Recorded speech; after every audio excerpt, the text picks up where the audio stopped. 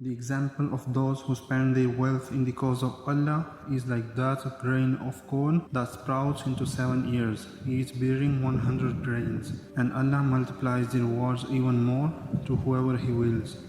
Allah is magnificent, all-knowing.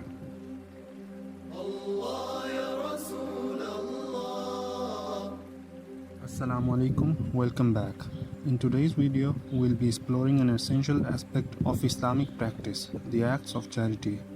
As Muslims, we are encouraged to engage in various forms of charity to fulfill our obligations and contribute to the well-being of our communities. The first act of charity is Zakat. Zakat is an Arabic term referring to something that has the ability to purify. It stands as one of the fundamental pillars of Islam, and it is not a voluntary act of kindness but an obligatory duty incumbent upon every eligible Muslim. Everyone is required to give a specific percentage of their wealth annually to support the less fortunate and maintain social justice. By fulfilling this duty, Muslims not only purify their wealth but also demonstrate their commitment to the principles of compassion and solidarity. The second act of charity is Sadaqah. Sadaqah is derived from the Arabic root word meaning truth or sincerity. Encompasses all forms of voluntary charity given out of goodwill and compassion. Unlike Zakat, which has fixed criteria and percentages, Sadaqah knows no boundaries. It can be financial contribution, an act of service, or even a simple gesture of kindness. Third act of charity is Qard al-Hasan. Qard al-Hasan is another way to extend charity. Unlike conventional loans that accrue interest, Qard al-Hasan involves lending money to those in need without any expectation of profit or compensation. By embracing Qard al-Hasan, Muslims not only fulfill noble obligations but also distance themselves from haram practices such as engaging in transactions that involve riba. Fourth act of charity is caring for orphans. Caring for orphans is a noble act emphasized in Islam. It involves providing financial, emotional, and educational support to children who have lost their parents.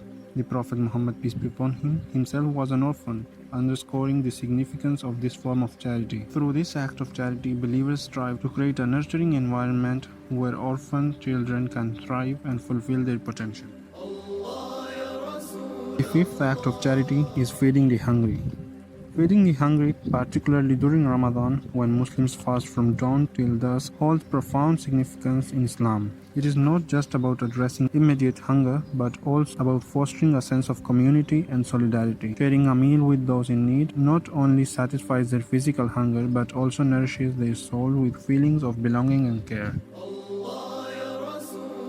Sixth act of charity is visiting the sick. Visiting the sick is a sunnah act that holds great merit in Islam. It's an opportunity to follow the example set by the Prophet Muhammad, peace be upon him, who demonstrated the greatest care and concern for the sick members of society. By visiting the sick, Muslims not only alleviate their physical suffering but also provide emotional support. Seventh act of charity is the environmental stewardship. The environmental stewardship is a concept deeply rooted in Islamic teachings, emphasizing the importance of preserving and protecting the earth's resources. Muslims are called upon to be responsible stewards of the environment, safeguarding its beauty and biodiversity for future generations. Engaging in acts such as planting trees, conserving water, and adopting sustainable practices are all considered acts of charity in Islam.